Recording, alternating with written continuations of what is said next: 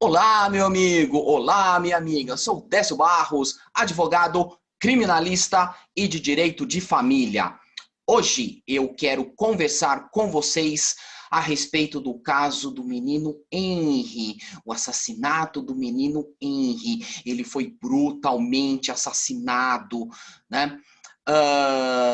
O padrasto, né, é o acusado. É o acusado de cometer esse bárbaro assassinato, certo? Bem, eu vou conversar com vocês a respeito dos personagens envolvidos e dos institutos do direito penal envolvidos neste caso, certo? E serei muito cuidadoso com as opiniões, porque eu não tenho acesso ao inquérito policial, ele ainda está em execução, e não terei acesso ao processo. Então, o nosso conhecimento dos fatos, principalmente, é muito limitado. Bom, em relação a fatos, o que é que nós sabemos? Nós sabemos que o menino, o Henry, foi assassinado de uma maneira brutal, violenta. Nós sabemos também que o acusado é, né, o indiciado, aquele que está sendo acusado, né, é o vereador Jairinho, certo? É o primeiro personagem envolvido nessa história.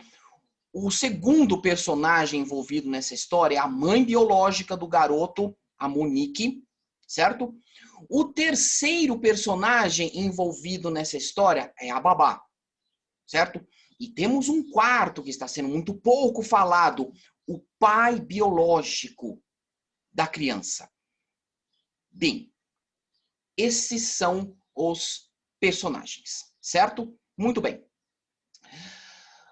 O padrasto, o vereador Jairinho, está preso, está em prisão temporária e a mãe também está em prisão temporária, certo? Muito bem. Por que isso? Foi a mãe que matou? Não. Segundo, né, segundo os fatos que ainda estão sendo apurados, mas, né, o quase certo é que o executor foi o padrasto, certo? Muito bem. Ele está em prisão temporária, vai responder por homicídio. E a mãe também vai responder por homicídio. Ela vai responder pelo resultado. Mas, doutor, por quê? Não foi a mãe que matou. Ela se omitiu. Ela foi conivente. Mas espera aí. Omissão de socorro da cadeia? A pessoa responde pelo resultado? Espera, calma. Veja, existem dois tipos de omissão, tá? Eu vou resumir bastante esses conceitos, bastante, porque é um conceito complexo e o vídeo não pode ficar muito longo, ok? Tá bom? Muito bem. Existem dois tipos de omissão: a omissão própria e a omissão imprópria. A omissão própria, o crime omissivo próprio, está descrito no artigo 135 do Código Penal. Ele diz assim: deixar de prestar assistência, quando possível fazê-lo, sem risco pessoal, à criança abandonada ou extraviada, ou à pessoa inválida ou ferida, ao desamparo ou em grave e iminente perigo, ou não pedir, nesses casos, socorro da autoridade pública. Então, o crime omissivo próprio do artigo 135 do Código Penal é um crime de mera conduta, ou seja, a pessoa responde meramente pela conduta, certo? Mas qual a diferença? Bem, vamos ao outro tipo de omissão, a omissão imprópria, que está descrita no artigo 13 do Código Penal, no artigo 13, parágrafo 2º. Vamos lá, o caput do artigo 13. O resultado de que depende a existência do crime somente é imputável a quem lhe deu causa. Considera-se causa a ação ou omissão sem a qual o resultado não teria ocorrido. Então, qual a diferença? Vamos fazer uma analogia. Imaginem vocês uma praia. Uma praia. O que que tem na praia? Os banhistas, os salva-vidas. Parte dos banhistas estão na água, parte dos banhistas estão em terra, lá na areia, tomando sol. E o salva-vidas está naquela cadeira que fica lá em cima, vigiando. Certo? Muito bem. E aí tem uma pessoa se afogando. Uma pessoa se afogando. Vamos imaginar duas situações. Um banhista vê a pessoa se afogando e não faz nada. Não chama o salva-vidas, não liga para a polícia, não liga para o bombeiro, não liga para a ambulância, não liga para ninguém. Fica lá na dele. Né? Tá lá mexendo no celular, tal, na internet, viu a pessoa se afogando e não fez nada. Certo? Essa pessoa vai responder pelo artigo 135 do Código Penal, a omissão própria, crime de mera conduta. Ele vai responder pela conduta, por ter se omitido. O crime de omissão imprópria sempre começa com deixar de. Deixar de. Ele começa assim. Ele deixou de comunicar às autoridades, a alguém competente. Certo? E o salva-vidas? Ele estava conversando com a meninada bonita, ele viu a pessoa se afogando e não fez nada. E aquela pessoa morre. O salva-vidas responde por homicídio culposo, pelo resultado, e o banhista responde pela mera conduta, pela omissão. Mas, doutor, qual a diferença se os dois se omitiram? Os dois se omitiram? Sim. Qual a diferença? A diferença é o seguinte: o salva-vidas tem o dever de cuidar daquela pessoa. É o chamado garante, é o chamado garantista. O banhista não. É um mero cidadão. Ele não tem o dever de cuidar. Então, voltando aqui no artigo 13, parágrafo 2º, tem três hipóteses aqui, três alíneas que descrevem a omissão imprópria. Veja, a omissão imprópria exige dois requisitos: o dever de agir e a possibilidade de agir. Ele tem que ter o dever de agir, tem que ser o garante, o garantista, e a possibilidade, ele tem que poder agir, ter possibilidade, tem que estar ao alcance dele agir. Ok? Muito bem. A linha A do parágrafo 2º do artigo 13 diz assim: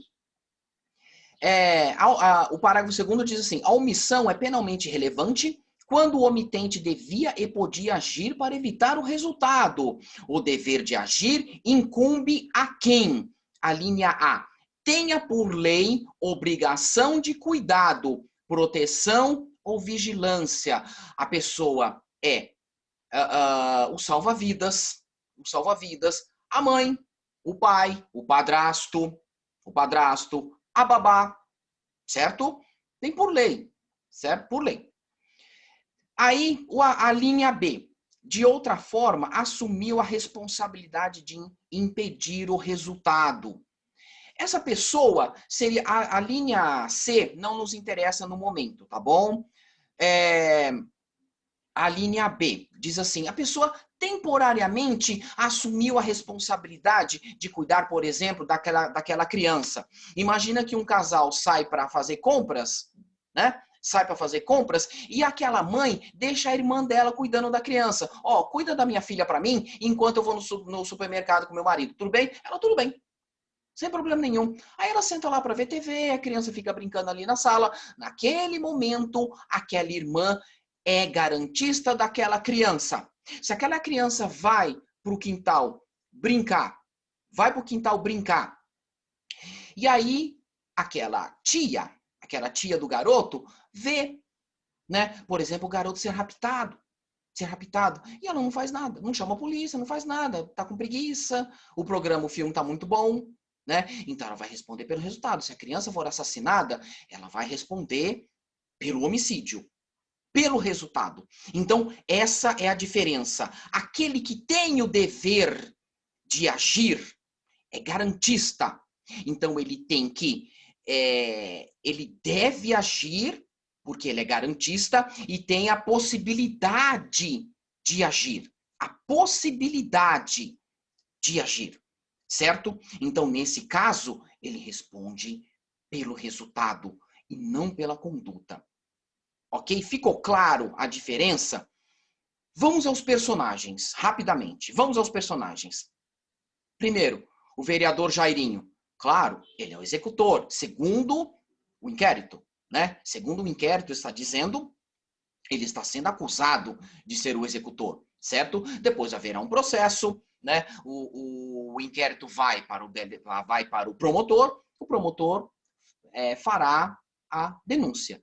E aí o processo vai apurar novamente os fatos mais a fundo para apurar a verdadeira autoria, certo? Mas os indícios dizem que o vereador é o executor. A mãe, até onde sabemos, ela se omitiu, ela sabia, mas nada fez. Nada fez. Então, ela vai responder pelo resultado, porque ela é garantista, ela é garante, ela é mãe, certo? Muito bem. A babá, muita gente perguntou, né? Doutor, mas e a babá? Ela não é responsável, ela mentiu no primeiro depoimento, ela mentiu, então ela tem que ser punida. Calma, não é bem assim. Tem que ser apurado. Veja, ela mentiu no primeiro depoimento? Sim, sim. Né? Ao que sabemos, sim. Se for esse o caso, temos que analisar mais a fundo, com mais cuidado no caso dela. Por quê? Porque ela pode ter mentido com o intuito de conservar o emprego. Vai que, por exemplo, ela tem um filho doente para cuidar, né? Ela que sustenta a família, tem um marido desempregado ou marido doente, não pode trabalhar. Então, isso seria a chamada excludente de culpabilidade, certo?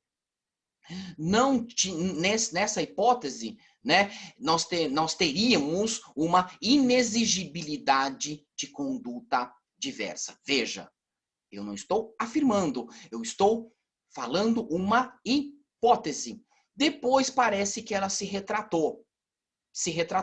Mas o importante isso cabe ao delegado, depois ao juiz, é apurar se ela sabia das agressões, se ela era ciente disso, né? E se omitiu mesmo assim.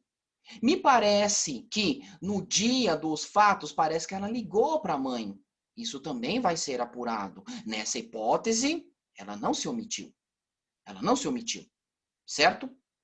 Muito bem. Mas isso tem que ser apurado pelo delegado, depois pelo juiz em fase de processo.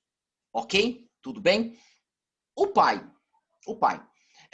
Como nós não sabemos quase nada, eu não tenho acesso ao inquérito, eu não sei se esse pai biológico foi convocado, foi intimado a depor. Não sei, mas é importante que ele seja, se não em fase de inquérito, mas em fase de processo, para apurar se ele sabia ou não, se havia algo estranho. Por quê? Sabemos que criança é produto do meio.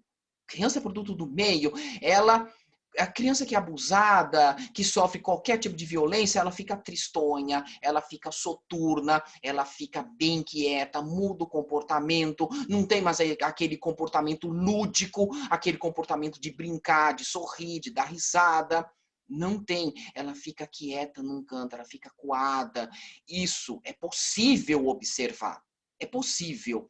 Porém, seria leviano da minha parte afirmar que o pai biológico sabia. Não tem como saber. É apenas uma hipótese. Tem que ser apurado. Ele teria que ser investigado. O depoimento dele tem que ser coletado na minha leitura. Tem que ser coletado, se não em fase de inquérito, em fase de processo.